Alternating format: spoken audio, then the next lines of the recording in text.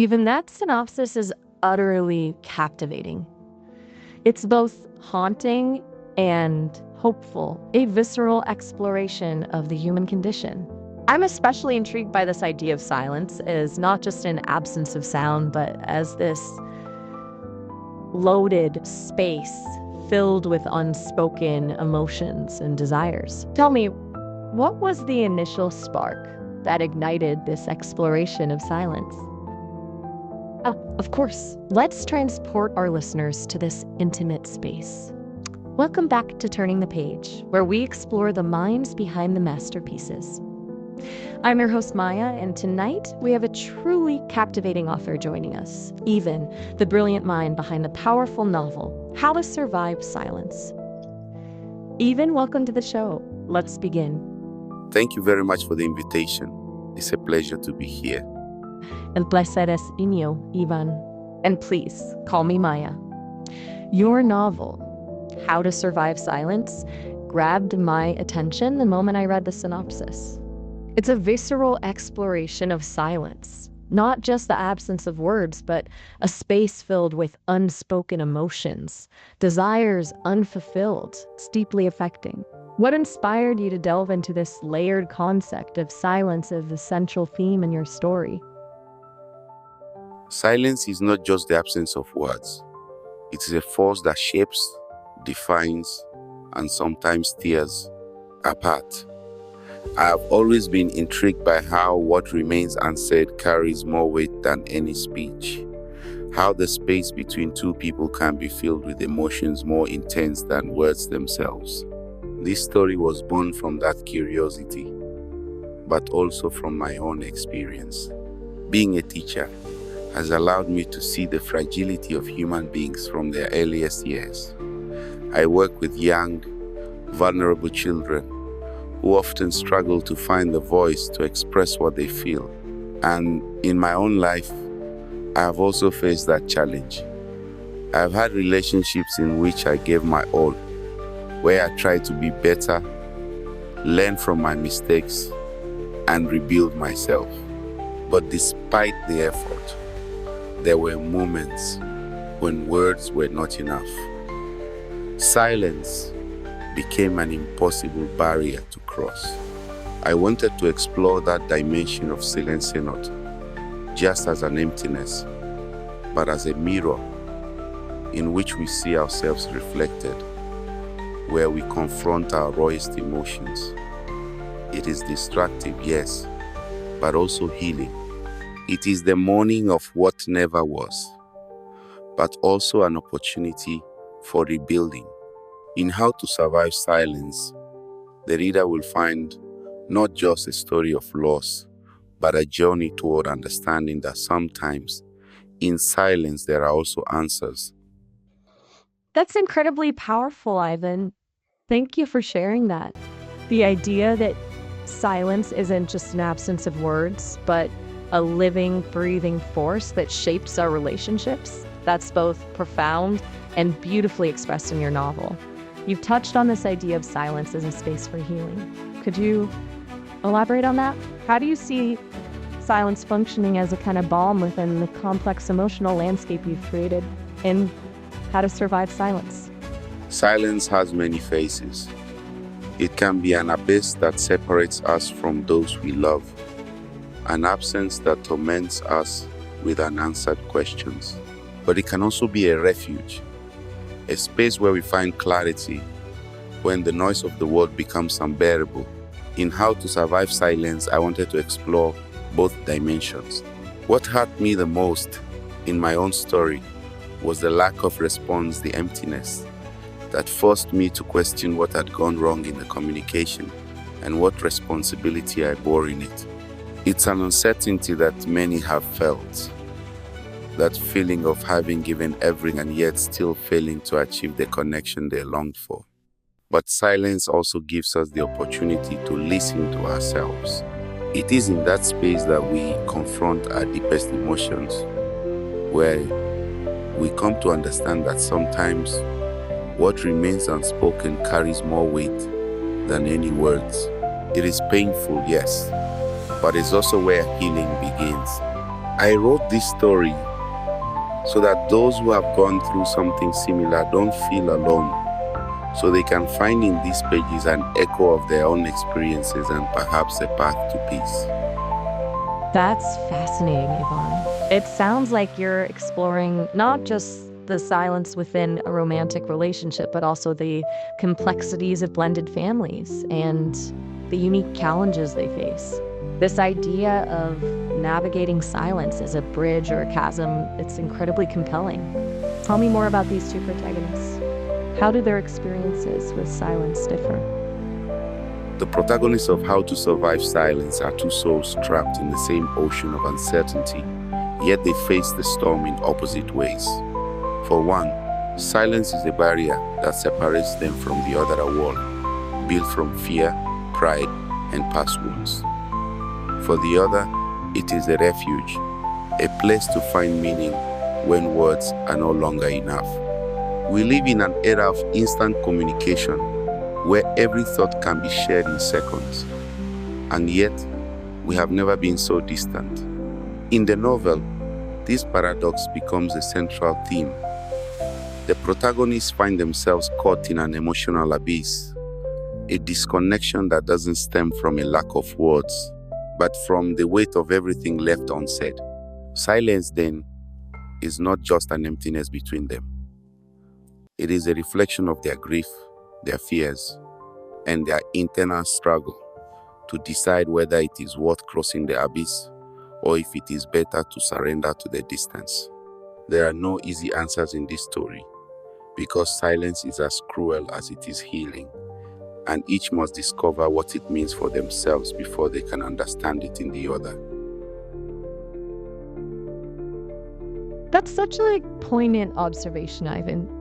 This idea that silence can both build and break, that it can be a refuge and a prison, a place of healing and of unraveling. It's a duality that resonates deeply.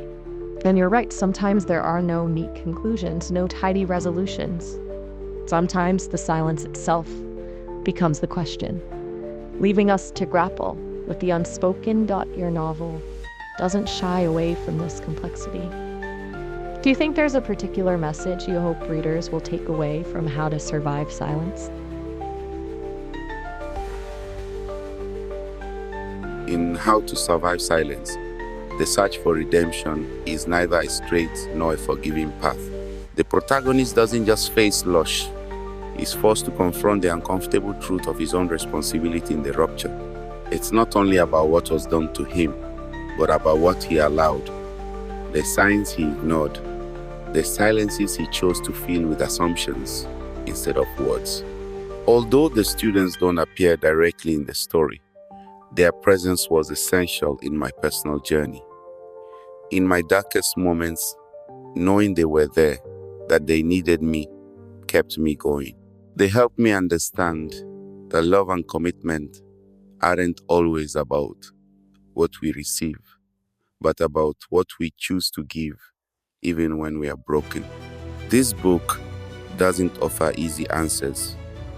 It is a journey into the heart of human vulnerability, where each page forces the reader to confront their own silences. It is not a comfortable story, but it is a necessary one for anyone who has ever felt that silence has taken something away from them. This novel does not seek redemption but healing. Through its pages unfolds a deep and constant struggle between clinging to what breaks us apart or finally accepting reality. Silence becomes the most powerful protagonist, not only confronting us with unanswered questions, but also possessing the ability to unravel us, to make us feel as if we have ceased to exist. Yet within that darkness, silence can also be the only path toward healing, an uncertain road, but one full of possibility. There are no villains in this story, no fingers pointed. This is not a book that seeks to redeem or judge anyone. At its core, it is an honest and profound reflection of what happens when words are not enough, when communication fractures, and how even in the midst of confusion and pain, we can find a way to heal. It serves as a reminder that even when we feel lost in the whirlwind of our emotions, we are not alone. Healing is not a linear or immediate process, but it is possible. And that is the message I want to leave with every reader, that beyond the darkness there is light, and that light can only be found when we begin to accept what has happened to us, to understand it, and ultimately to free ourselves from the weight that burdens us. That's deeply moving, Ivan. It sounds like writing How to Survive Silence was a cathartic journey for you, a way to process not only your own pain, but also to find strength and meaning through your connection with your students. You've touched on something universal here, the human need for connection, for belonging, for the affirmation that we are seen and heard. I've been captivated by your journey through these themes of silence, loss, and ultimately resilience. This has been a truly insightful conversation. Difficult, but important themes in your novel. Apologies. I want to be sure I captured your thoughts accurately. You're suggesting that while there are external factors influencing the relationship's breakdown, ultimately, your character takes ownership of his role in the situation. He seeks to understand his own part in the breakdown, even if it means confronting uncomfortable truths about himself. Is that right? And could you tell me a bit more about how this search for redemption and agency plays out for him throughout the story? To close this conversation, I like to leave listeners with a message of hope. How to Survive Silence is much more than just a story. It is an invitation to face what we cannot see, to listen to what we tell ourselves in silence, and to recognize the importance of that inner voice, which, though often harsh, has the power to guide us toward healing. I chose to write this novel in the genre of magical realism because this style has a unique ability to give shape to the intangible, to turn the abstract into something tangible. Through that transformation, the reader can feel the presence of silence as another character on that is always there, challenging us but also teaching us. That's incredibly powerful, Ivan. The idea of seeking not redemption but healing, of using storytelling to find a path through the darkness, it resonates deeply. And your point about communication is so important. By sharing your own vulnerabilities, you create space for others to do the same. It's a gift to your readers, a reminder that we're not alone in our struggles and that healing is possible. As we wrap up our conversation, what's one message you'd like to leave with our listeners? What do you want them to take away from How to Survive Silence? My hope is that readers take a moment to reflect on how they navigate silence in their own lives, how at times we hold on to what destroys us simply because we don't know how to let go. This book does not offer easy answers or happy endings, but it does offer a path to rebuilding. Healing is not linear, nor is it immediate, but it is possible.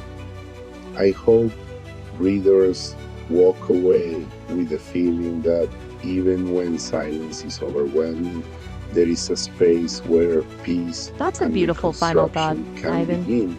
Learning to listen to the voice within the silence. How to Survive Silence sounds like a truly profound and moving work. Thank you so much for sharing your story and your insights with us tonight. I encourage everyone listening to seek out this powerful novel. Ivan, it has been an absolute pleasure having you on Turning the Page. Thank you for this enriching conversation. How to Survive Silence promises to be an unforgettable read for those willing to look inward and face what remains unspoken. Wonderful. Thank you for sharing that. I'm sure listeners will be eager to check it out. And to our listeners, thank you for joining us for this insightful conversation. Until next time, happy reading. Thank you. Gracias. And to you. Salió muy bien. De nada. It was truly a fascinating conversation. Bueno, nos estamos viendo. Muchas gracias. Hasta luego, Ivan. And to our listeners, until next time, happy reading.